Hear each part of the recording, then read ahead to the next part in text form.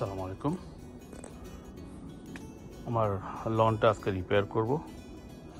সাধারণত এই সময়টা সবচেয়ে বেস্ট, কিন্তু মাটিটা একটু ভিজা ভিজা থাকে। তো রিপেয়ার করতে কী কী উপকরণ লাগবে আগে দেখি। এটা হচ্ছে একটা উইড পোলার, যে সমস্ত জায়গায় জায়গায় উইড থাকবে এটা তোলার জন্য। আর আপনার একটা শাফল লাগবে, এটা দিয়ে আপনি আপনার সাইড এজগুলোকে একটু ক্লিন করার জন্য। তারপর আপনার লাগবে লনমো, পুরো ঘাসগুলো কাটার জন্য। তারপরে একটা ফর্ক লাগবে, এটা এয়ারেট করার জন্য।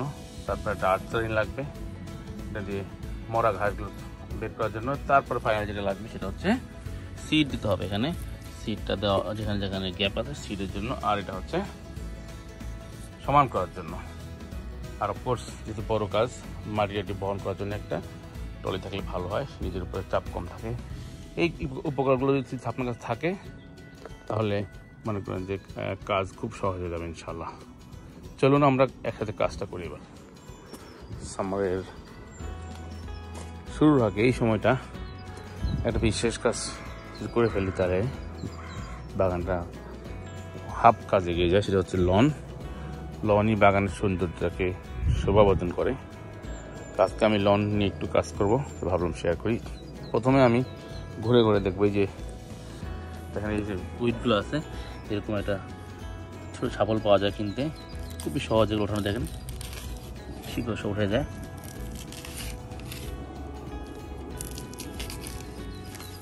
এটা পুরো মূল সে উঠে চলে আসতেছেন। উইডগুলো আগে উঠাবো। সবগুলো উইড উঠানো হয়ে গেলে এই ঘাসগুলো দেখেন একটু বড় হয়ে গেছে, এই ঘাসগুলো আমি কাটবো। এখন একটু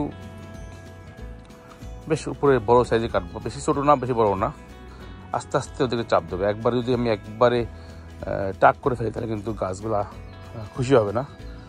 স্লোলি আমরা প্রথমে আজকে নাম্বার 7 থেকে 6 কাটবো, তারপরে 5, 3 এভাবে প্রতি সপ্তাহে অল্প অল্প করে কেটে এটাকে একটা পর্যায়ে নিয়ে যাব। যখনই কাটবো তখন দেখবো যে জায়গায় জায়গায় টাক পড়েছে। ওই টাকগুলা বা কোনো হোল আছে বা একটু উঁচা নিচে আছে, ওগুলোকে আমি টপ সয়েল নিয়ে আসছি। টপ সয়েল দিয়ে একটু রিপেয়ার করব, সমতল করব। সমতল হয়ে গেলে এই জায়গায় জায়গায় যেখানে টাক পড়েছে ওখানে আবার একটু এই সিমিলার টাইপের ঘাসের বীজ আমি ছড়িয়ে দেব। দেওয়ার পরে ইনশাল্লাহ একটু পানি স্প্রে করে ওই জায়গাটা একটু ঢেকে দেবো। কয়েকদিনের মধ্যে জার্মিনেট হয়ে যাবে। তখন আস্তে আস্তে পুরোপুরি জার্মিনেট হয়ে যাবে, তখন বা 3 সপ্তাহ পরে আবার একটা কাটা দেবো। কাটা হয়ে গেলেই মোটামুটি তারপরে খাবার দেওয়া শুরু হবে। সেই যেটা নিয়ে আবার বিস্তারিত ভিডিও পরে আসছে। লন্ডনের ঘাসটা কাটা হয়ে গেল। ঘাস কাটা হওয়ার পর ফর্ক দিয়ে এভাবে একটু পায়, এভাবে এটাকে বলে এয়ারেট করা। পুরোটা বাগানে একটু যেখানে যেখানে পানি অল্প অল্প করে একটু এভাবে করে দেওয়া, পা দিতে পারেন করেন। হ্যাঁ, এটা করে দিলে রুটগুলা এখানে একটু গোল হচ্ছে। এটা সাধারণত কেঁচে করে, যেহেতু এখন জায়গা জায়গায় মাটি উঠে আছে, এগুলো কিন্তু খুবই উপকারী। জায়গা জায়গায় দেখতেছেন মাটি উঠে আছে, এগুলো কিন্তু কেঁচে করে দিয়েছে আপনাকে। এই জায়গাটা তেমন এয়ারেট করতে হবে না। এয়ারেট করাটা খুবই জরুরি, কারণ এই রুটগুলোতে বাতাস পরিবহন করা খুব জরুরি। এদের স্বাস্থ্যকর রুট হবে এবং এই ঘাসগুলো তখনই ঘন হবে যখন নতুন নতুন ঘাস উঠবে। এটা এয়ারেট করে ফেলবে। এখন খুবই একটু কষ্টসাধ্য কাজ, এভাবে সময় নিতে হবে ধরে ধরে। আজকে একটু কালকে একটু করে করে প্রতিদিন করতে হবে। করে পুরোটা করে ফেললাম।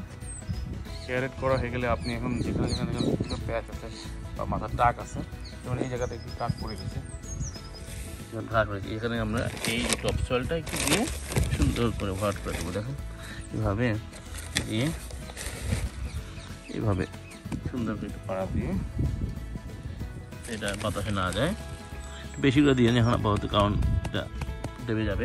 এইভাবে দিয়ে দিয়ে জায়গায় জায়গায় টপ সয়েল দিয়ে দেখছেন জায়গায় জায়গায় টাক পড়াগুলো ঠিক টপ সয়েল দিয়ে রেডি করা হয়েছে বেশ কিছু জায়গায়। এখন হয়ে যাওয়ার পরে আমরা র্যাকিং করবো। এই যে র্যাকিং দেখেন, এটাকে র্যাকিংটা করার মূল কারণ হচ্ছে যে এখানে গাছের গোড়ায় কিন্তু পুরনো মরা পাতা আছে, সেগুলো আমরা র্যাকিং করে সরিয়ে দেবো।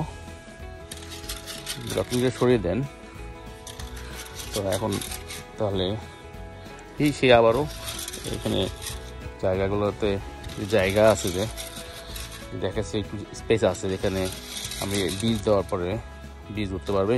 তো ঘাস থাকলে, ঘাসের মরা পাতা থাকলে বীজগুলো বাতাসে উড়ে যাবে। এই জন্য বীজ হতে হলে তো মাটির সংস্পর্শ পেতে হবে। এইভাবে র্যাকিং করে সরিয়ে দেবো মরা পাতাগুলো। তখন দেখবেন যে যেখানে যেখানে যে এই যে টাক পড়া ছোটো ছোটো, আমরা এখন বীজ দেবো।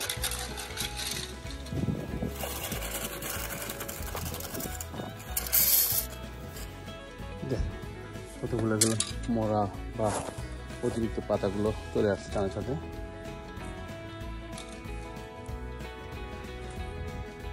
র্যাকিং হয়ে গেল, এখন হচ্ছে সিড দেওয়া। এই সমস্ত জায়গাগুলো প্যাচ আছে বা ছোটো ছোটো গ্যাপ আছে, এরকম সিড বাজারে পাওয়া যায়।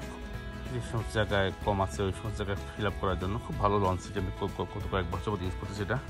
দেখেন এটা কোনো আর ঝাঁকনি লাগবে না, অটোমেটিক হয়ে যাবে। এভাবে আমরা দেখেন আমি এগুলো দিয়ে দেবো।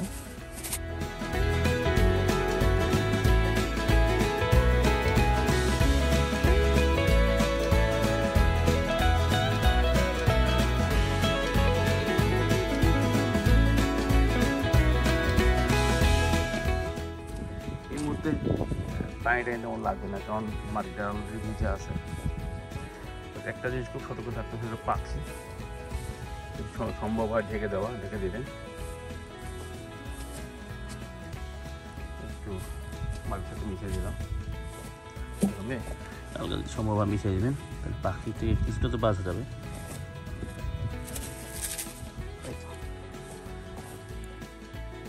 এইবার হচ্ছে বড় একটা কাজ।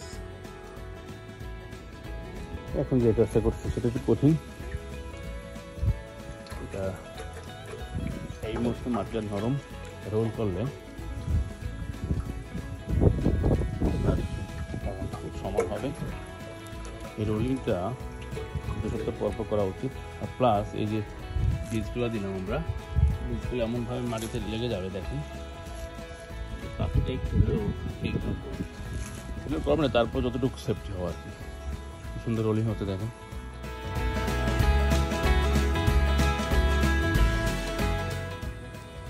খুব সাবধানে করবেন যতটুকু পারেন।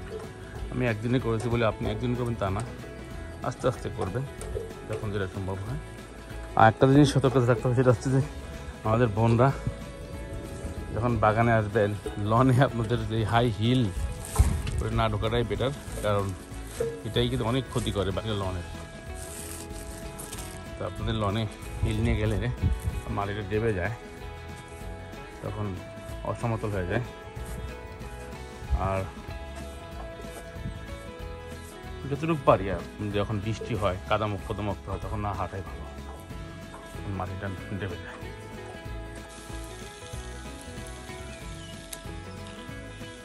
দিয়ে দেওয়া ভালো।